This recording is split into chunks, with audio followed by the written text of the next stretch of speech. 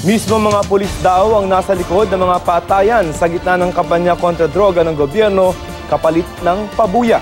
Ito ang isinawalat sa isang special report ng Reuters News Agency batay sa salaysay ng ilang di umanong mga pulis rin. Mari naman itong itinanggi ng PNP. Hindi daw nababahala ang Malacanang sa pagbaba ng satisfaction rating ng kampanya kontra droga.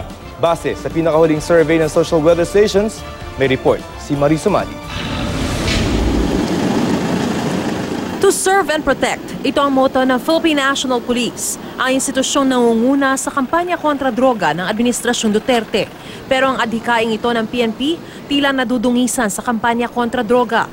Sa special report na inilabas ng international news agency na Reuters, sinasabing mismong mga pulis daw ang pumapatay sa mga pinaniniwalaang drug suspect. Nakasaad dito na binabayaran umano ang mga pulis na pumapatay sa mga drug suspect, nagtatanim ng ebidensya at nagsasagawa ng pagpatay na isinisisi sa mga vigilante.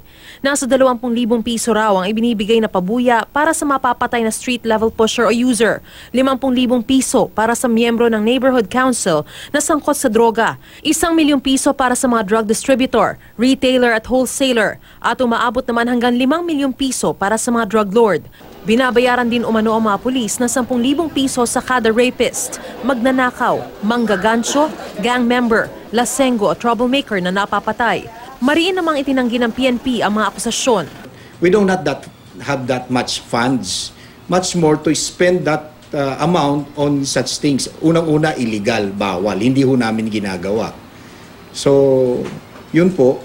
Pangalawa, hirap tayo sa pondo at hindi nga ho talaga nakalaan, wala nga ho tayong nakalaan na pondo para sa mga ganyan. So, the figure itself is talagang walang, sa amin lang mahirap maging makatotohanan. Ayon sa Reuters, basihan nila ang report ng isang dating intelligence officer ng PNP na pinamagatang the state-sponsored extrajudicial killings in the Philippines. Sinasabi rito na kinausap daw ng intel officer ang nasa 17 pulis na kasama sa mga operasyon kontra droga. Nabanggit ding tinatawag na ngayong Presidential Death Squad ang di umano'y Davao Death Squad na pinamumunuan daw ni Nuoy Davao City Mayor Rodrigo Duterte. Bukod sa dating intel officer, nakausap din daw ng Reuters ang isang active officer ng PNP na ibinunyag na planadong pagpatay ang mga ikinakasang buy-bust operation. Walang ganong instructions, wala hong ganong klaseng operations under the Philippine National Police.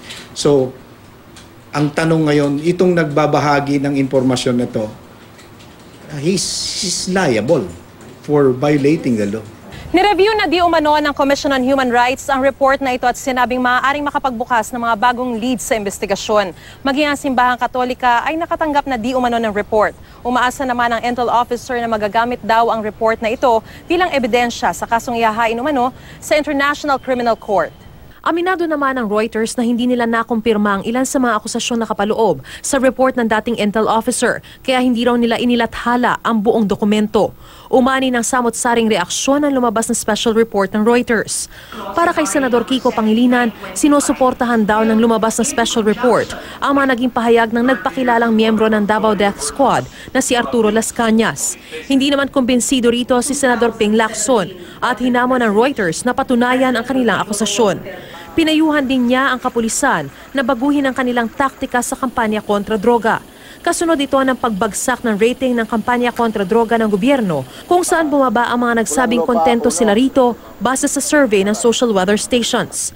Sa tingin ni Lacson, nauumay na ang publiko sa paulit-ulit na patayang nagaganap sa kampanya kontra droga. Dapat daw ay ipakita ng PNP na gumagawa sila ng paraan para maresolba ang mga ito. Ang Malacanang naman hindi raw nababahala sa pagbaba ng rating ng kampanya kontra droga. Makikita naman daw kasi na malakas pa rin ang suporta ng publiko sa Pangulo. They seem to really connect with what the President was saying about preserving the patrimony, the next generation. Mariz Umali, GMA News.